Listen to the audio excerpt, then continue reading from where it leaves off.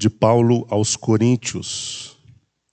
Nós vamos terminar hoje o capítulo 11, permitindo Deus, entraremos no capítulo 12.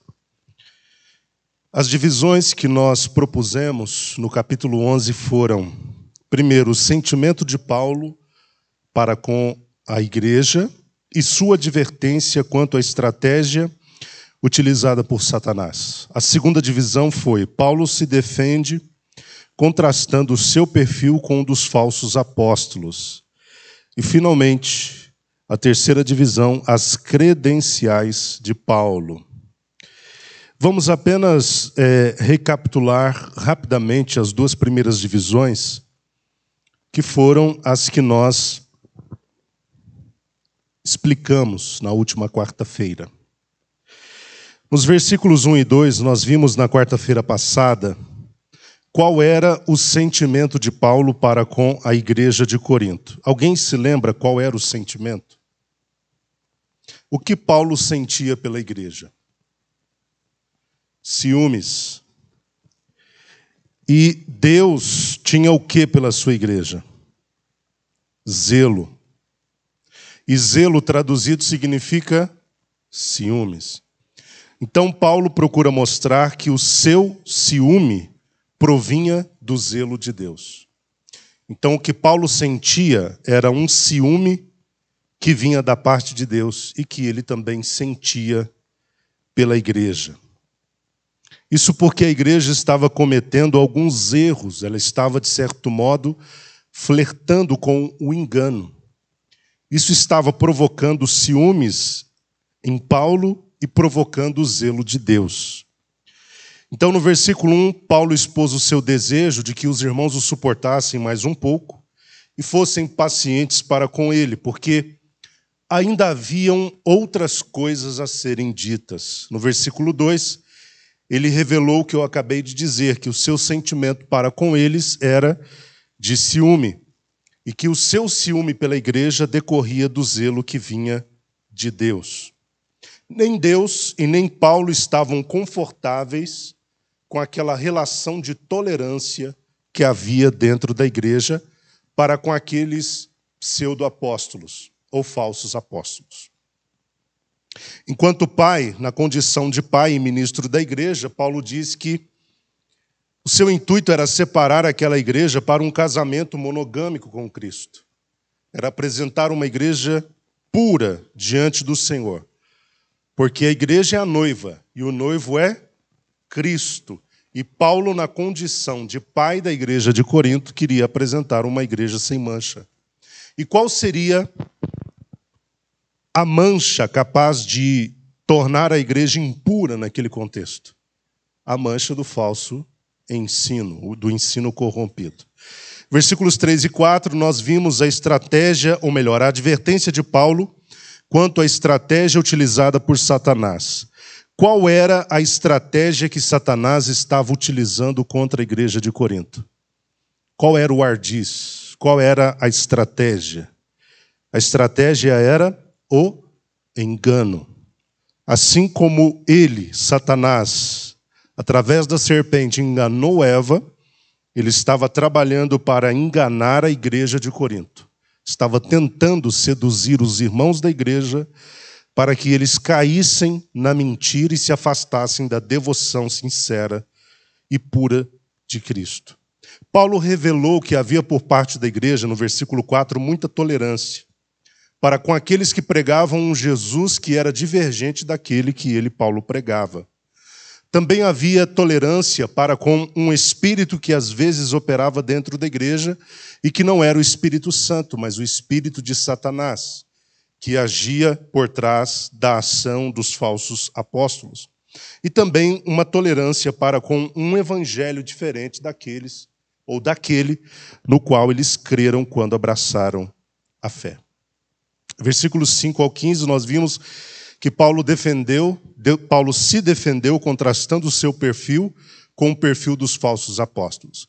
Eu me lembro que eu falei bastante sobre esse momento aqui do texto, porque os falsos apóstolos se apegavam a padrões estranhos de medida. Eles achavam que um homem de Deus poderia ser medido pela sua performance, pelo quanto ele causava admiração nas pessoas, pelo quanto ele impressionava com sua oratória, com sua retórica, com seus recursos humanos.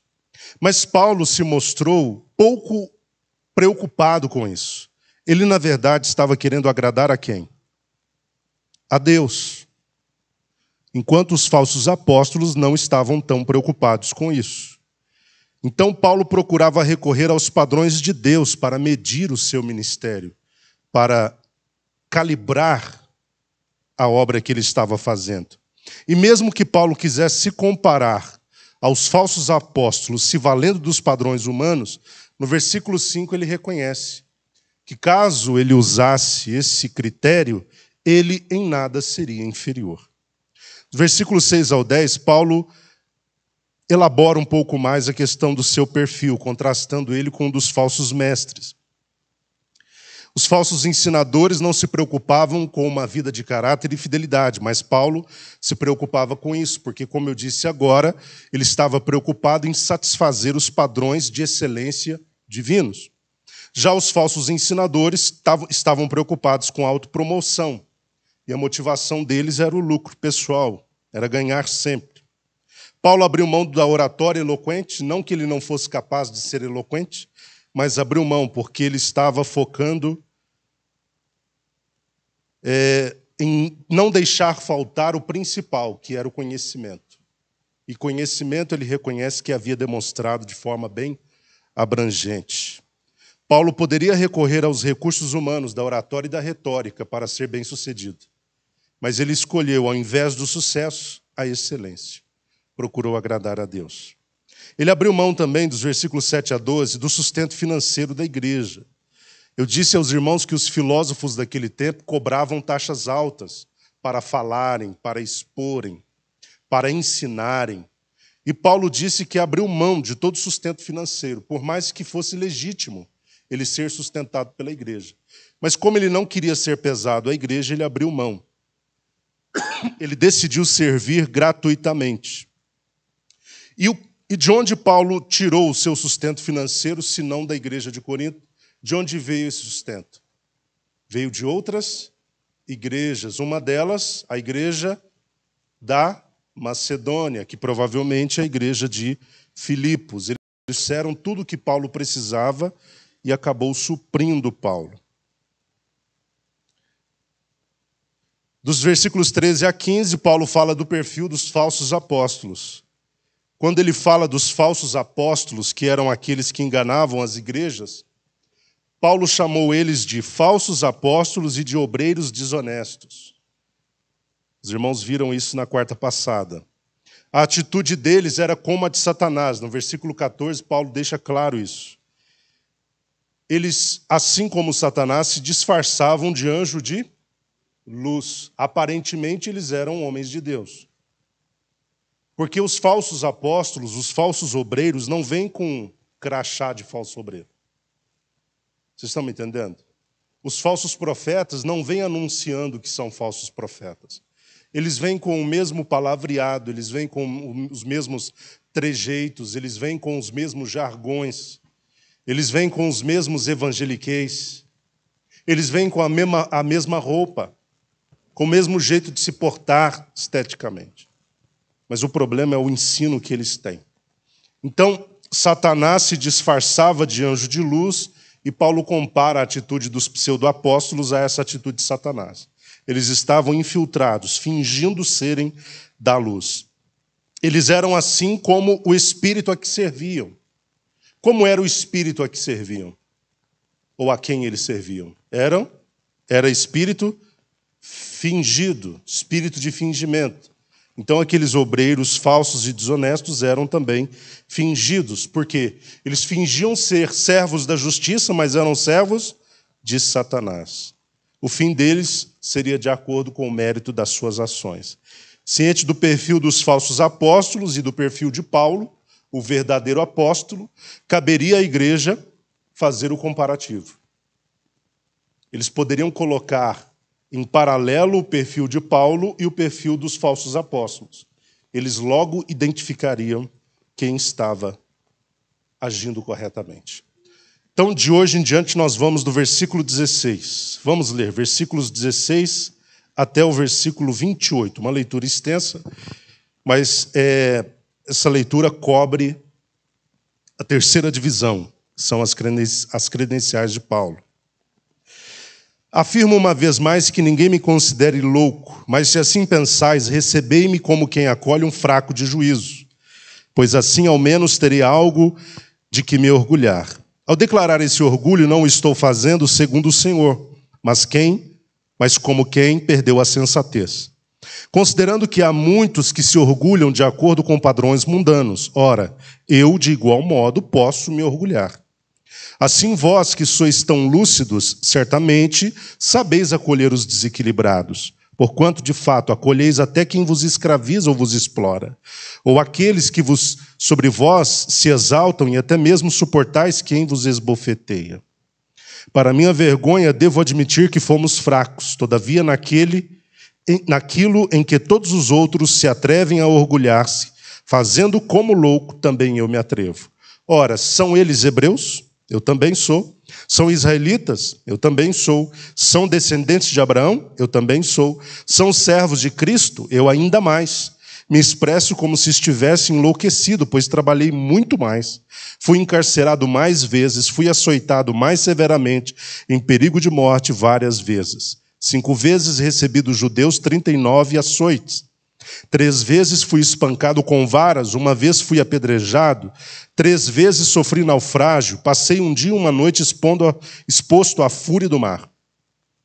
Muitas vezes passei por perigos em viagens, perigos em rios, perigos entre assaltantes, perigos entre meus próprios compatriotas, perigos entre os gentios, perigos na cidade, perigos no deserto, perigos no mar, perigos entre falsos irmãos. Trabalhei arduamente por diversas vezes, fiquei sem dormir, passei fome e sede, e muitas vezes atravessei longos períodos em jejum. Suportei frio e nudez. Além de tudo isso, pesa diariamente sobre mim a responsabilidade que tenho para com todas as igrejas. O que nós temos nesse trecho longo de texto são algumas das credenciais de Paulo. E por que Paulo se preocupa em elencar estas credenciais? Eu já expliquei aqui em outros momentos. É porque havia na igreja de Corinto este grupo de pseudo-apóstolos que tentavam a todo instante desqualificar o apóstolo Paulo, querendo levar a igreja a acreditar que Paulo não era tão poderoso assim, tão especial assim, tão eficiente assim. Ele não tinha todo aquele calibre. Então, por essa razão, Paulo entendeu que, diante da tentativa daqueles pseudo-apóstolos de depreciá-lo, ele precisava tomar uma decisão de se defender. Mostrar quem de fato ele era, também a partir da perspectiva humana, dos padrões humanos. O intuito deles, como eu disse, era depreciar Paulo, torná-lo menor e menos capaz do que realmente ele era. E para se defender, Paulo veio até a esfera natural e começou a relacionar, porque se eles avaliassem na perspectiva dos homens, Paulo não seria em nada inferior a eles. É isso que nós temos aqui. Nos versículos 16 e 17, Paulo fez o que poucas vezes havia feito. O que ele fez? Versículos 16 e 17. Ele se vangloriou. O seu desejo era o de que a igreja não o considerasse louco ou insensato por isso. Ele não queria que a igreja dissesse: que isso, Paulo, você está louco? Você está parecendo insensato. Você está se vangloriando. Você está relacionando as suas competências humanas como os falsos ensinadores ou apóstolos estão fazendo. Então, Paulo pede que a igreja considere não avaliá-lo nessa perspectiva de ser louco ou insensato, ao vangloriar-se de suas competências pessoais. Ele reconheceu que sua atitude não era, isso aqui é importante, não era segundo o Senhor Jesus. Ele está dizendo que é uma atitude dele e que não se espelhava em qualquer das atitudes de Jesus. Em nenhum momento Jesus, durante a sua vida e ministério, se vangloriou. Mas Paulo, diante daquela situação e contexto, ele decidiu se vangloriar, tá? Mas ele faz questão de pontuar que isso não foi com base em nada que Jesus tenha dito ou feito. Foi algo que ele decidiu fazer para tentar, através desse caminho, se defender dos seus acusadores. Versículo 18, Paulo poderia se gloriar segundo os padrões mundanos. Foi o que nós vimos aqui. Há muitos que se orgulham de acordo com padrões humanos. Ora, eu de igual modo posso me orgulhar. Ele está reconhecendo que se ele fosse medir a nível de competências, ele não perde para ninguém. Ele não é inferior a absolutamente ninguém. Se ele usar os padrões humanos para falar de si mesmo, ele não fica aquém de qualquer que fosse aqui um daqueles pseudo-apóstolos. Como vimos, os padrões dos falsos apóstolos, eles eram mundanos, eles eram da esfera natural, eles não se importavam com os padrões de Deus. O que eles queriam era admiração, aplauso, apoio e consideração das pessoas. Paulo, ao se avaliar nos mesmos padrões, ele diz que também poderia se orgulhar. Então, em síntese, é o que nós temos. No versículo 21, Paulo se atreveu a fazer como aqueles que se orgulhavam segundo os padrões humanos. Paulo admitiu ter sido fraco. Não é isso que está no texto? Versículo 21. Para minha vergonha, devo admitir que fomos fracos. Ele está usando a expressão fraco aqui no sentido de que ele não usou dos recursos que os falsos apóstolos utilizavam. Quais eram estes recursos? O da violência, o da imposição, o da força, o da arbitrariedade, da agressividade, para subjugar a igreja. Ele foi fraco nesse sentido. Ele não procurou liderá-los, nem dominá-los usando esse tipo de expediente. Assim como eles se atreveram a se orgulhar dos padrões mundanos ou humanos, agora Paulo passa a fazer a mesma coisa. As credenciais de Paulo, a primeira credencial que Paulo apresenta são as credenciais naturais ou biográficas. Versículo 22, Paulo sendo um autêntico judeu, ele possuía diversas credenciais naturais ou biográficas. Primeiro, ele diz que era hebreu. O texto está escrito, no texto está escrito isso. Os irmãos estão vendo aí? Ele era hebreu. Um hebreu palestino, não um hebreu helenizado. Um hebreu palestino, ou seja, um hebreu da gema. Era um hebreu de fala hebraica, de tradição judaica, e não um judeu helenista. O que era um judeu helenista? Era um judeu que estava sob influência grega. Cultura, fala grega. Ele diz, eu sou hebreu, descendente hebreu. Ele também diz que era israelita, um homem nascido no seio de uma identidade teocrática, como Israel.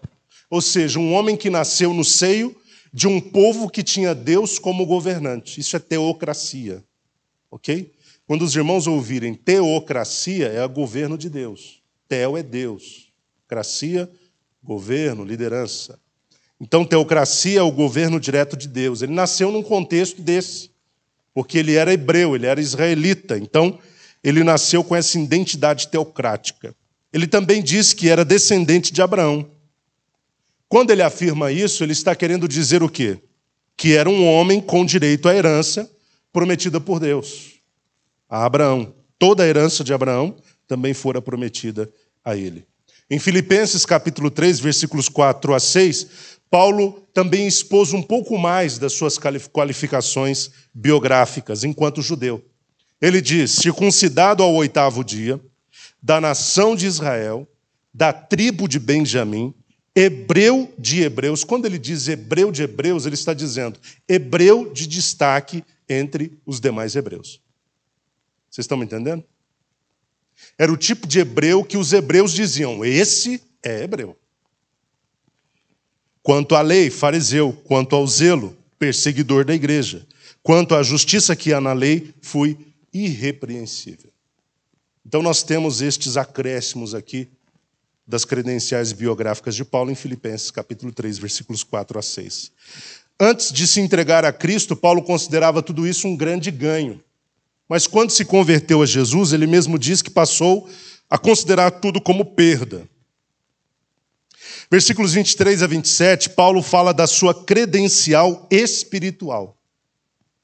Paulo era servo de Cristo e ele diz, mais do que os demais apóstolos, os falsos no caso. Ele reconhece que era mais servo de Cristo do que o eram os falsos apóstolos. Ele era mais servo de Cristo do que afirmavam os falsos apóstolos. A credencial de Paulo estava onde? Essa é a grande pergunta desse trecho. Onde estava a credencial espiritual de Paulo? A biográfica estava na sua origem. Ele era hebreu, israelita, descendente de Abraão. Mas e as suas credenciais espirituais? Estavam onde?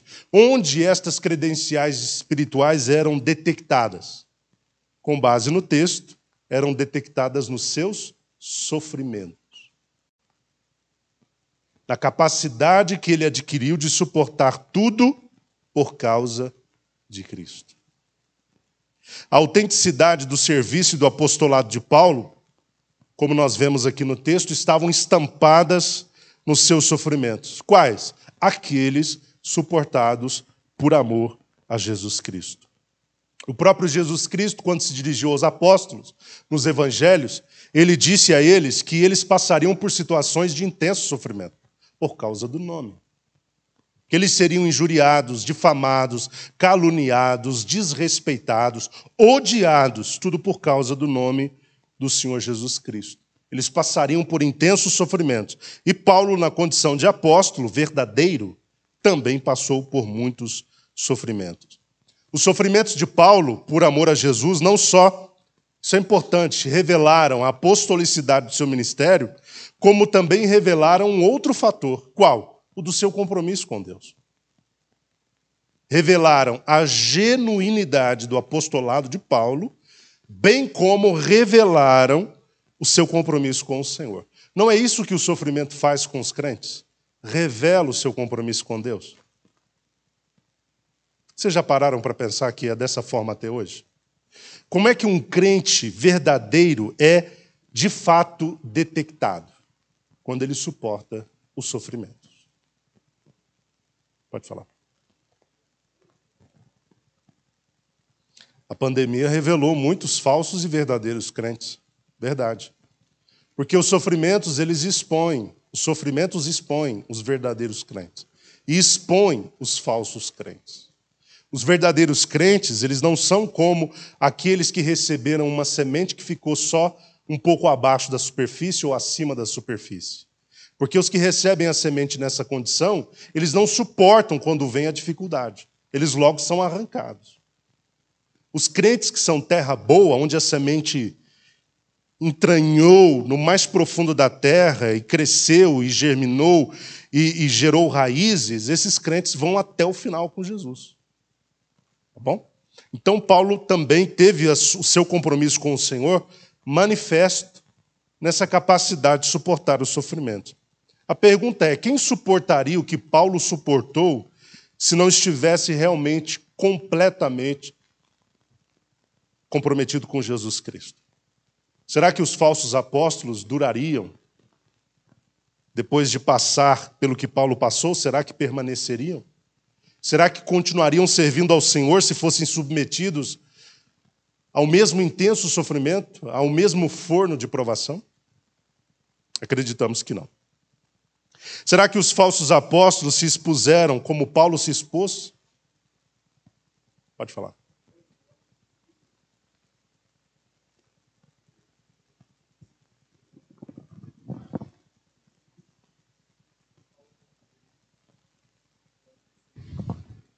Exatamente. Será que todos os apóstolos estariam, eu estou falando dos falsos, né, estariam dispostos aos mesmos sofrimentos por causa de Jesus? É claro que não. Vocês percebem que Paulo não tinha medo do sofrimento. Paulo não recuava depois de sofrer. Paulo era impressionante. Mesmo tendo sofrido seriamente aqui, ele continuava ali, fazendo a mesma coisa. Nós temos um episódio em que Paulo apanhou tanto que o pessoal achou que ele tinha morrido. E sabe o que aconteceu? De repente ele se levantou e foi embora. E no outro dia ele estava fazendo o quê? A mesma coisa. Então o sofrimento não era capaz de diminuir o ritmo de Paulo. Pelo contrário, o sofrimento era um combustível para que ele se motivasse ainda mais em cumprir sua missão. Porque na perspectiva de Paulo e dos verdadeiros apóstolos, sofrer por causa de Cristo era privilégio. Não era nem um sofrimento, era privilégio. Para mim, o viver é Cristo. É Cristo. É cumprir sua missão, cumprir o meu chamado. Morrer é lucro. Paulo, relatando então os seus trabalhos e sofrimentos, ele disse o quê? Esteve em prisões muitas vezes. Aqui nós temos um relato bem detalhado de algumas situações a que Paulo foi submetido. Em prisões muitas vezes, açoitado com o risco de morte muitas vezes. O que ele está dizendo aqui? Que ele apanhou e quase morreu. Algumas não, muitas vezes. Por 5 vezes foi açoitado pelos judeus, 39 vezes, ou seja, 40 menos 1. Porque havia entre os judeus essa tradição de não chegar aos 40 açoites. Era sempre 39. Por quê? Porque eles tinham medo de errar na conta. Vai que a gente erra, vamos ficar um abaixo do permitido. Açoitaram 5 vezes Paulo com 39 chibatadas, açoites. Por 3 vezes foi espancado por varas. 1 vez foi apedrejado. Por 3 vezes sofreu naufrágio, ficando exposto 1 noite e 1 dia à fúria do mar. Muitas vezes esteve em perigo nas viagens, perigo nos rios, entre assaltantes, entre seus próprios compatriotas, entre os gentios, na cidade, no deserto, no mar e entre os falsos irmãos, em diversas situações de perigo. Trabalhou arduamente. O que é trabalhar arduamente? É trabalhar até não ter mais forças para continuar trabalhando. Hoje, para os crentes, tudo é tão difícil, né, queridos? Tudo é difícil. Evangelizar é difícil porque tem que andar e tem um sol quente. Ou está de noite e está frio. Ou está com o tempo fechado, pode ser que chova. Vir na igreja é um desafio, é uma luta. As condições todas têm que estar favoráveis para ir ao culto. Espera aí, deixa eu verificar aqui as condições. Deixa eu fazer um checklist para ver se está tudo batendo. Né? Está apropriado isso? Tá. Está aquilo? Tá. Está aquilo? Tá. Então vou na igreja. Mas se uma das coisas der errado, não, hoje não está apropriado para ir na igreja. É tudo muito difícil. Se crentes têm dificuldade de vir à igreja, imaginem a dificuldade que não tem para trabalhar para o Senhor até a exaustão. Falando em andar para vir na igreja, eu me lembro quando eu era criança, na idade do Davi, mais ou menos na idade do Davi, meu irmão do meio estava com 3 anos de idade, nós tínhamos que andar 1 hora a pé para chegar na igreja. 1 hora para ir, 1 hora para voltar. 5 pessoas. Meu irmão do meio, aliás, 4. Meu último irmão, o mais novo, não tinha nascido ainda. Meu irmão do meio tinha sido atropelado com 3 anos de idade por um ônibus. Já contei essa história aqui para os irmãos. Foi um livramento de Deus. O ônibus passou em cima do calcanhar dele. Poderia ter matado ele. Uma criança de 3 anos é a idade mais nova que os gêmeos, né? Que tem 4 agora. Então ele quase morreu. Não morreu porque Deus tem um plano na vida dele e ficou o pé para trás, então arrancou o calcanhar. Nessa época ele tinha recém saído do hospital. Com os crentes de hoje, eles diriam, não vou levar meu filho desse jeito. Faz pouco tempo que ele saiu do hospital, nós vamos ficar pelo menos uns 3 anos aqui em casa até cicatrizar tudo. Mas não. Sabe como é que a gente levava ele? Metade meu pai nas costas, metade eu nas costas. E de volta várias vezes na semana. Domingo, escola dominical de manhã, 1 hora para ir, 1 hora para voltar, e à noite, 1 hora para ir, 1 hora para voltar. E hoje eu vejo esses crentes, como o pessoal diz Nutella, que não pode ter dificuldade nenhuma, que está difícil demais. É complicado, viu, meus irmãos? Eu fico pensando nesses crentes nessa época de Paulo. Se o evangelho dependesse deles, o evangelho não tinha chegado até hoje. Até os dias de hoje, concorda?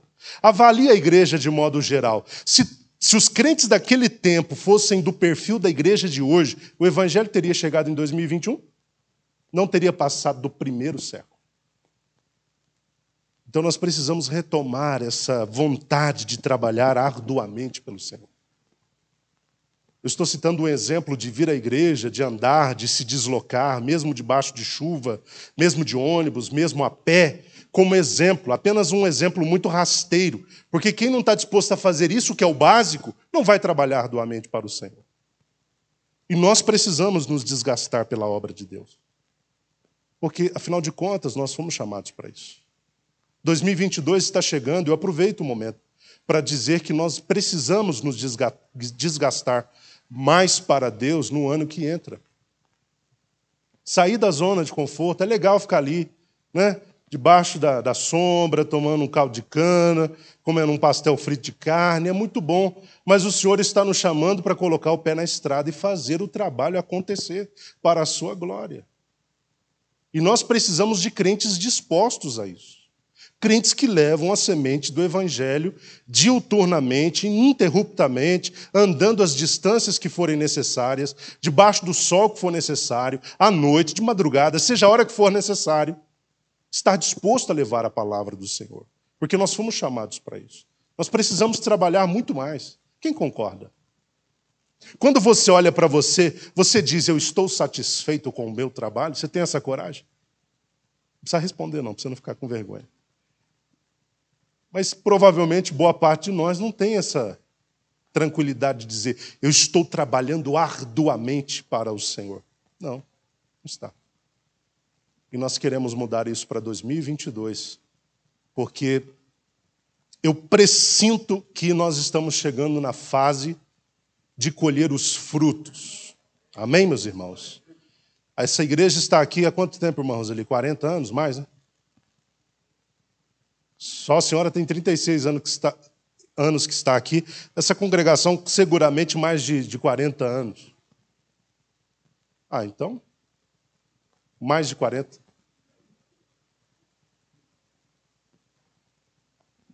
Quantos anos isso, irmão? 62. Olha só. Então tem muito mais de 40 anos, muito mais. Todo esse tempo, essa igreja vem sendo, ao meu ver, preparada para o que Deus vai fazer. Irmãos passaram por aqui e oraram por essa obra e hoje estão com o Senhor. Pastores passaram aqui, oraram por essa igreja, trabalharam com essa igreja, lançaram largamente, amplamente a semente por esse bairro. E eu sinto da parte do Senhor que nós temos de marchar em direção aos pecadores, porque agora chegou a hora da gente começar a pescar esse povo para a glória do nome santo do Senhor. E eu tenho certeza absoluta de que o que nós colheremos aqui é surpreendente. Mas como é que Deus faz as coisas? Quando o seu povo está fazendo. Vocês estão me entendendo? Quando é que Deus começa a mover tudo o que precisa ser movido? Quando a igreja está a caminho, está andando, está marchando, está fazendo. Se a gente insistir em continuar em berço esplêndido, nós passaremos aí mais 40, 60 anos da mesma forma. Então eu quero chamar os irmãos, eu vou trazer uma palavra ainda, ou esse ano, ou início do ano que vem ainda sobre isso, eu quero chamar os irmãos para esse desafio de fazer mais para Deus e fazer o melhor para Deus. Levar a semente em todo o tempo. A Bíblia diz, quem leva a preciosa semente, andando e chorando, mas levando a semente, voltará sem dúvida, trazendo consigo o resultado, trazendo os molhos. Então nós vamos lançar a semente sobre esse lugar. Não haverá Satanás, demônio, inferno, hostes, potestades, que poderá impedir o que Deus vai fazer a partir do momento que essa igreja marchar em direção ao seu propósito. Amém? Pode falar, irmão.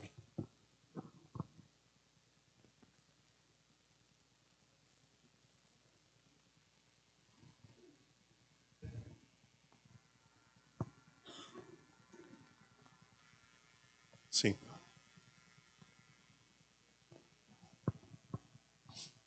Exatamente. Fiz muito isso também, carregando caixa de som na garupa.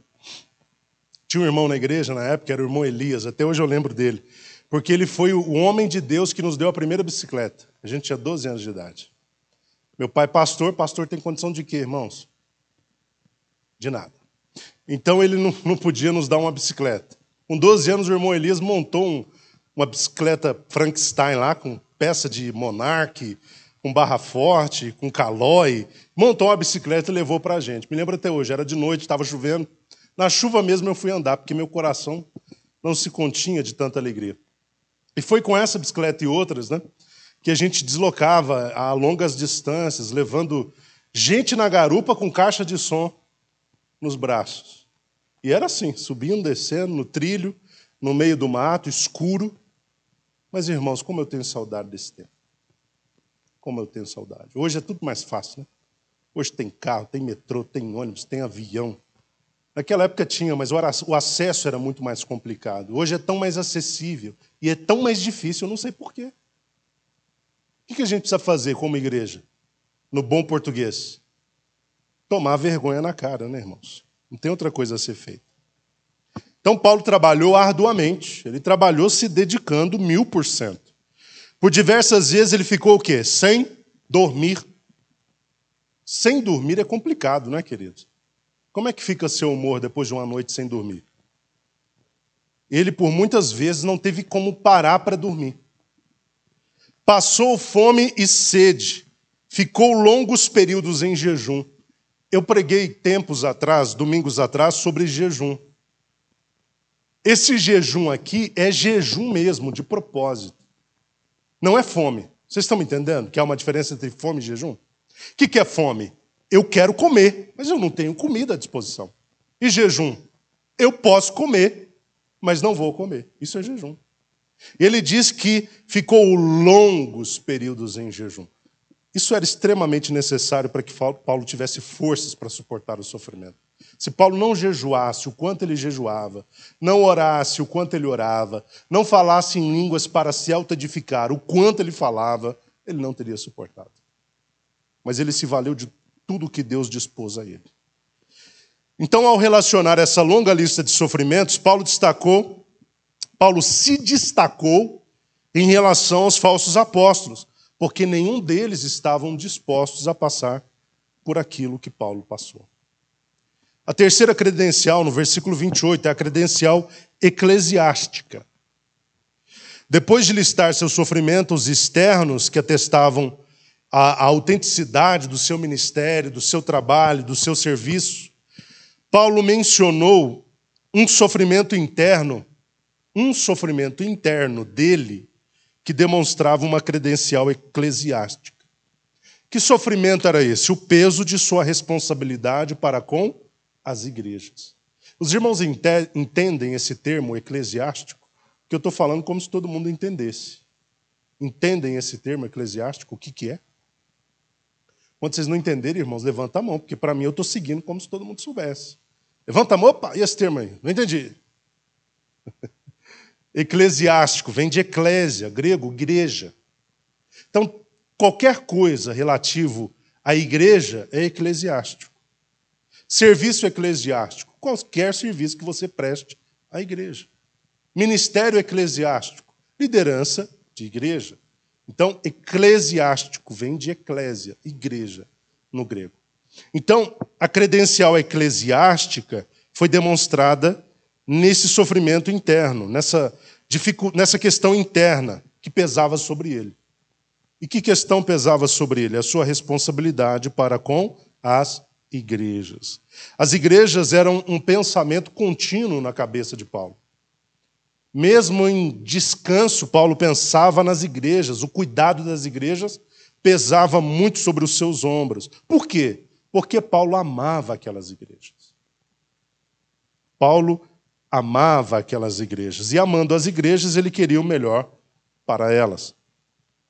Paulo não explorava as igrejas, como nós vimos até aqui. E não trabalhava para obter lucro ou ganho das igrejas. Toda a sua dedicação, segundo ele mesmo diz, decorria do quê? Se não era da cobiça, pelo dinheiro, se não era pela ganância, o seu trabalho decorria do quê? Do amor. Do amor que ele nutria para com a igreja. Sua preocupação era a de que, da melhor maneira possível, Cristo fosse gerado em cada crente. Esse é o desafio de qualquer liderança eclesiástica. É fazer com que Cristo seja gerado em cada crente. Os crentes precisam estar grávidos de Jesus, até que Jesus, de fato, nasça neles. E é da responsabilidade de cada líder fazer com que isso aconteça. E como é que o líder colabora para que isso aconteça? Ensinando a igreja, pregando a igreja, não privando a igreja do verdadeiro e apropriado alimento. Quando ele faz isso, quando ele dá à igreja o que ela precisa, ele coopera para que Cristo seja gerado nessa igreja.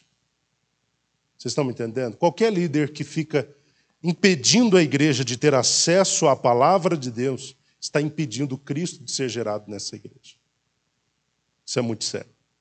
Versículos 29 a 33, nós temos a credencial humana. Olha só o que o texto diz. 29 a 33. Ora, quem se enfraquece que eu semelhantemente não me sinta enfraquecido? Quem se escandaliza que eu de igual forma não fique indignado? Se, portanto, devo me orgulhar, então que seja nas atitudes que revelam minha própria fraqueza. O Deus e Pai do Senhor Jesus Cristo, que é bendito por toda a eternidade, sabe que não estou falseando a verdade. Em Damasco, o governador da cidade, sob a autoridade do rei Aretas, vigiava a cidade dos damascenos com o firme propósito de prender-me. Todavia, através de uma janela, desceram-me muralha abaixo dentro de um cesto, e assim foi livrado das mãos dele. Nós temos aqui uma credencial humana. Os falsos apóstolos se apresentavam como super-homens. Na versão que você... Qual que é a sua versão? Revista atualizada. Se não me engano, nessa versão é super-apóstolos, né? Aparece a expressão super-apóstolos, porque era assim que eles se apresentavam. Como super-homens, super-apóstolos. Eles agiam como se não tivessem defeitos. Eles agiam como se não fossem imperfeitos, que não tivessem limitações, como se não tivessem limitações humanas. No entanto, Paulo anda no caminho contrário. Olha que coisa interessante. Os superapóstolos, os pseudoapóstolos, estavam se orgulhando da sua força. Se apresentavam como figuras impecáveis. Mas Paulo decide fazer outro caminho. Ele decide se orgulhar das suas fraquezas. Ele não se orgulhou da sua força, mas das suas fraquezas. Assim como o ser humano, ele reconhece, nós lemos aqui, que ele era fraco, porque todo ser humano é fraco. Ele tinha suas limitações, se sentia fraco, assim como qualquer pessoa também se sentia indignado. Mas apesar da sua fraqueza, enquanto ser humano, num aspecto ele jamais fraquejava. Qual era o aspecto? Na verdade. Ele não falseava a verdade. Ele podia ter os seus defeitos, porque era homem. Ele podia ter as suas limitações, porque era homem. Ele podia ter as suas dificuldades, porque era homem. Mas num quesito ele não tropeçava. Ele pregava integralmente a vontade de Deus. Pregava integralmente a palavra de Deus, sem falsear nada. Os falsos apóstolos eram mestres em falsear a verdade. Por quê? A verdade precisava ser adaptada ao gosto das pessoas, para que as pessoas os admirassem. Qualquer pessoa que adequa à verdade está à procura de reconhecimento. Ou vocês acham que não? Qualquer pessoa que adoça a verdade está em busca de aplausos, de seguidores no Instagram. Não está preocupado com a verdade e nem com aqueles que o ouvem. Eles estão preocupados, com aplausos. Os falsos mestres, apóstolos, eles falseavam a verdade porque queria gente seguindo eles, admirando eles. Mas Paulo não tinha compromisso com isso. Como eu falei, Paulo não tinha compromisso com o sucesso. Paulo tinha compromisso com a excelência. O que me preocupa hoje, ao ver muitos líderes, é a sua exacerbada preocupação com o sucesso. Aquele animalzinho do sucesso está picando muitos pastores. Eles querem sucesso, visibilidade, seguidores, holofotes, tapete vermelho, aplausos. Mas o servo de Deus não tem que estar atrás disso. Ele tem de estar atrás de pregar a boa verdade de Deus. Pregar toda a palavra de Deus. Como exemplo de fraqueza, de suscetibilidade, ao mesmo tempo de favor de Deus, Paulo encerrou o capítulo aqui, que nós lemos, contando o episódio em que sua liberdade foi preservada pela ajuda de algumas pessoas. Paulo está falando do quê? Da sua força ou da sua fraqueza? Fraqueza. Ele está mostrando que é um homem limitado. E ele faz isso propositalmente, como eu disse, para contrapor a estratégia dos pseudo-apóstolos, que viviam ostentando uma superforça, sabe, uma impecabilidade.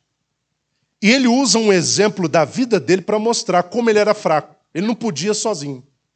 Ele era tão fraco que dependia das pessoas. E o episódio que ele citou foi este, em que a sua vida foi preservada porque algumas pessoas desceram ele por um cesto. Se não fosse a atitude dessas pessoas, Paulo teria morrido naquela ocasião em Jerusalém. Então é interessante isso, irmãos, quando o líder ele tem a ousadia de se mostrar humano. Vou repetir. É poderoso quando um líder tem a ousadia de se mostrar humano. A pior coisa que um líder pode fazer é ostentar, sabe, a postura de super-homem, infalível, impecável. Porque quando ele falhar, ele não vai suportar a cobrança das pessoas. Porque as pessoas têm sobre nós a visão que a gente alimenta nelas. Se a gente se mostra impecável, sempre muito forte, sempre muito perfeito, quando a gente falhar em algum ponto, as pessoas vão se decepcionar conosco e nos cobrar numa medida difícil de aguentar. Nós somos seres frágeis, nós somos de carne e osso. Paulo nos chama de vasos de barro. Não é de ouro, não é de prata, não é de diamante. Diamante é o mineral mais resistente possível, que existe. Você sabe que diamante corta vidro? Vidro é um elemento de elevadíssima dureza. O diamante é tão mais duro que o vidro que para cortar vidro você usa diamante. Então, nós temos que tomar cuidado. Nós não somos de diamante. Nós somos de barro. O vaso de barro está aqui, de repente, se você descuidar, ele cai, acontece o que com ele? Quebra. Em muitos pedaços. Então, nós temos de tomar muito cuidado, porque nós somos de barro, nós somos frágeis, e a igreja tem de estar ciente disso.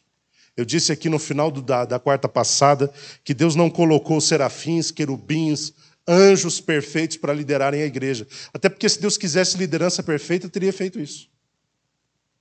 Deus colocou seres humanos, falhos, transgressores muitas das vezes, que tropeçam muitas das vezes, que erram muitas vezes, são humanos.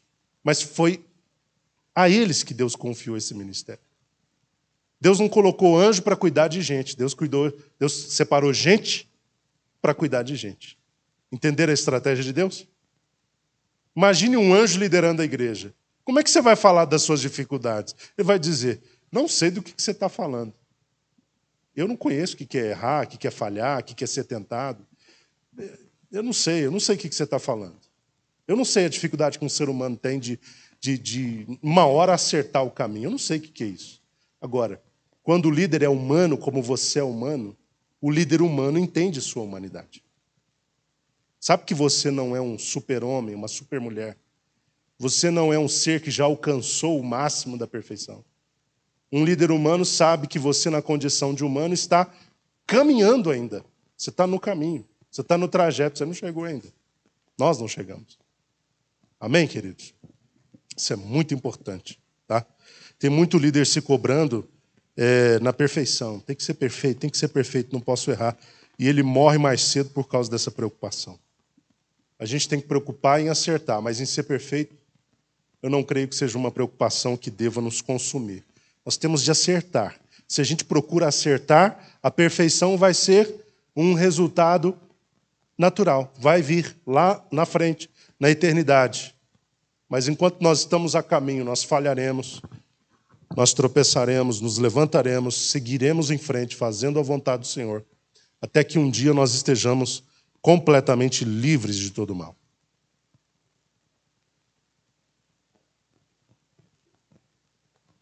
Homem.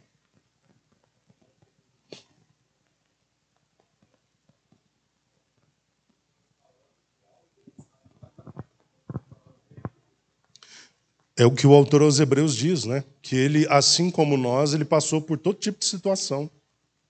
Justamente para interceder por nós, para saber quais são os nossos dilemas reais. Ele poderia, como Deus, morrer na cruz? Não. Vir nos salvar, ele tinha de assumir a forma humana. Como eu preguei no domingo, o descendente tinha de vir da mulher, tinha de ser de carne e osso. Mesmo não tendo a natureza pecaminosa, a natureza era divina, mas o corpo era de homem, nasceu de mulher, ok? Jesus não simplesmente apareceu em Belém, apareceu um menino. Não, ele nasceu em vias naturais. Maria gerou Jesus durante 9 meses, de forma normal? Sim ou não? Ou porque foi uma geração diferente, durou um mês só, uma semana, um dia para a noite? Não. 9 meses. Jesus chegou aos 30 anos do nada? Não. Chegou aos 30 anos ao longo de 30 anos. Era homem. Pode falar, irmão Joel.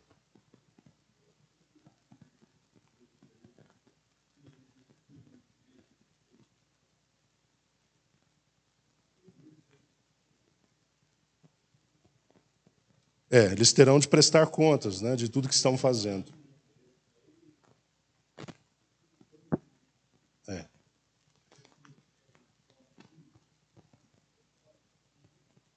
Mas cresce mesmo. Cresce mesmo. Cresce numericamente, mas não qualitativamente. Darão contas a Deus. Prestarão contas a Deus. O que eles estão fazendo terão de responder ao Senhor. Nada justifica. Nada justifica. Eles têm a palavra de Deus para saber da verdade. Por que não abre a Bíblia para ler? Por que não vai estudar a palavra de Deus? Né? Ninguém vai poder alegar diante de Deus lá no juízo, dizendo, Senhor, mas eu fui enganado por aquele pastor. Deus vai dizer, ok, mas a Bíblia estava na sua mão, a verdade estava na sua frente. Por que você não leu? Por que você não aprendeu? Por que você não correu atrás? Entende? Por falta de conhecimento, exatamente. As pessoas não querem conhecimento de Deus, elas querem benefícios de Deus. É por isso que essas campanhas funcionam. Se a gente colocar uma placa lá fora, irmãos, semana que vem, campanha da casa própria. Vai vir gente ou não? Vai. Aí na outra semana a gente muda a estratégia, não é casa própria. Semana do nome limpo. Vai vir gente? Vai vir gente. Semana do carro próprio. Vai vir gente. E assim por diante. Semana da cura. Vai vir gente. Porque as pessoas querem saber como elas podem lucrar com Deus. Elas não querem relacionamento com Deus, muitas delas. A verdade é essa, irmãos. Quem quer relacionamento com Deus é diferente. Não precisa de uma campanha de milagres e curas, chave de casa própria, carro novo, para se sentir atraído. Ele vem pela palavra de Deus e fica pela palavra de Deus, mesmo que nada seja feito na direção de prometer casa boa, carro bom, nome limpo. Está aqui por causa de Deus, porque quer relacionamento com Deus. Percebe uma pessoa rica? Por que às vezes é difícil ser uma pessoa rica? Porque a maioria das pessoas, ao meu ver, se aproximam de um milionário pensando nele, querendo um relacionamento de amizade com ele, Não, é pensando no seu dinheiro, nos benefícios. Porque ser humano tem essa semente má dentro de si. O que eu posso ganhar estando próximo? Então se aproxima do homem milionário e rico para saber o que ele pode ganhar com isso. Se não ganhar nada, vai embora, deixa a amizade. Ou se o rico ficar pobre, esquece. Já não tem mais a minha amizade. Vocês estão entendendo? Com Deus eu não vejo que é diferente em relação a muitas pessoas. Tem pessoas que se aproximam com Deus sem nenhum interesse pela pessoa de Deus, mas pelo que Deus pode fazer por ela. Só que isso caminha na contramão do que Deus quer. Sabe o que Deus quer? Mais do que abençoar, mais do que te livrar do seu nome, do SPC, ou tirar de lá, mais do que te dar uma casa boa, um carro bom, um emprego bom, um salário bom, um negócio bom, muito mais do que isso, sabe o que Deus quer? Relacionamento. O que justifica o próprio Deus na pessoa de Jesus vir aqui, se não pelo desejo de relacionamento? O que justifica Ele nos salvar para estarmos com Ele, se não pelo desejo do relacionamento? O que justificava Deus, na viração do dia, visitar o Éden para conversar com Adão e Eva, senão o desejo de relacionamento? Deus é um ser pessoal. Sabe o que é um ser pessoal? É um ser que é uma pessoa. E toda pessoa precisa de relacionamento. E Deus está atrás de quem queira se relacionar com Ele. Senhor, independente da casa que o Senhor pode ou não me dar um dia, do carro que o Senhor pode me dar ou não um dia, independente das bênçãos que o Senhor possa me conceder, eu quero é o Senhor. Eu quero é ter o Senhor na minha vida, me relacionar contigo, falar contigo, o Senhor falar comigo, a gente caminhar junto, é isso que eu quero, é isso que Deus quer. Quando você está alinhado com isso, o resto é o quê? É consequência. Buscai primeiro o reino de Deus. O que Jesus quis dizer com isso? Que os seus propósitos e prioridades estejam alinhados com os propósitos e prioridades do Deus do reino. Que você tenha relacionamento com o que Ele quer que você tenha relacionamento. E o que virá depois disso? As demais coisas vos serão acrescentadas. As bênçãos na vida de quem busca relacionamento com Deus são naturais. Eu vou repetir isso, é importante, nós já estamos terminando. As bênçãos daqueles que procuram se relacionar com Deus, em verdade, são naturais. O que eu quero dizer com isso, são naturais? Elas vêm como consequência desse andar com Deus. Exatamente. Qual era a exigência de Deus para com Israel em Deuteronômio 28? Que Israel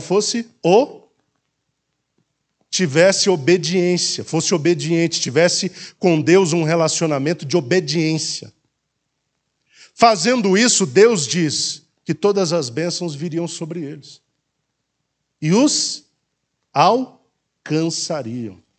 Seriam benditos na cidade, benditos no campo, bendito nessa situação, naquela situação. Não faltaria pão, não faltaria fruto, não faltaria resultado, não faltaria bênçãos. Mas, se eles não se relacionassem com Deus a nível de obediência, seria o contrário.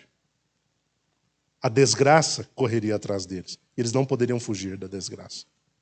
Então, meus irmãos, você quer ser um homem, uma mulher sucedida? Só se preocupe em relacionar-se bem com Deus. Tenha vida com Deus. O resto vai vir naturalmente e você não terá de se preocupar com isso. Seja hoje, seja amanhã, vai vir, vai acontecer. E a bênção que Deus derrama sobre quem tem relacionamento com Ele é uma bênção sólida. O que é uma bênção sólida? É uma bênção que não desmorona nunca mais. É como um castelo forte, permanece por toda a vida. As bênçãos que você conquista no seu relacionamento com Deus, elas te são dadas sem arrependimento. Deus te dá essas bênçãos, você está com a bênção de Deus e acabou. Abraão era o quê? Um homem de Relacionamento com Deus. A ponto de Deus dizer assim: ocultarei eu a Abraão o que eu faço? É como se Deus dissesse, olha o privilégio de Abraão, é como se Deus dissesse: eu vou fazer alguma coisa sem primeiro compartilhar isso com o meu amigo? Pensa. Era amigo de Deus. Qual foi a consequência? Abraão teve uma vida de sucesso em tudo, irmãos. O camarada era imparável. Ele venceu uma guerra contra 5 reis com só 318 homens. E sendo velho. Porque a bênção de Deus estava com ele. Ele chegou com Ló, olhou para as campinas e falou: Ló, está na hora da gente se separar. Escolhe para onde você quer ir. Eu vou para o outro lado. Porque o homem que tem relacionamento com Deus não se preocupa com o ambiente inóspito. Não se preocupa com a qualidade do ambiente. Porque pode ser no chão do deserto. Ele vai produzir fruto. Escolhe, Ló. Aí Ló olhou para as campinas belas de Sodoma, de Gomorra, era atrativo aos olhos. E ele desceu para lá. Abraão foi noutra direção. Adivinha quem prosperou? Abraão. Era amigo de Deus. Como não prosperar sendo amigo de Deus? Como não vencer sendo amigo de Deus? Como não alcançar naturalmente as bênçãos sendo amigo de Deus? Então isso é muito poderoso. Quando nós nos preocupamos em nos relacionar com Deus, o que Ele pode fazer, Ele vai fazer. Ele pode todas as coisas e Ele vai fazer todas as coisas necessárias para o seu bem, para que você seja feliz, desde que você se preocupe em ter relacionamento com Deus. Semana que vem nós vamos para o capítulo 12. Eu poderia começar hoje há 5, 10 minutos atrás, mas para a gente não parar na metade do caminho, então nós vamos começar o capítulo 12 na próxima semana. Os irmãos têm alguma dúvida em relação ao que a gente abordou aqui? Algum termo que os irmãos não sabem e quer que eu explique?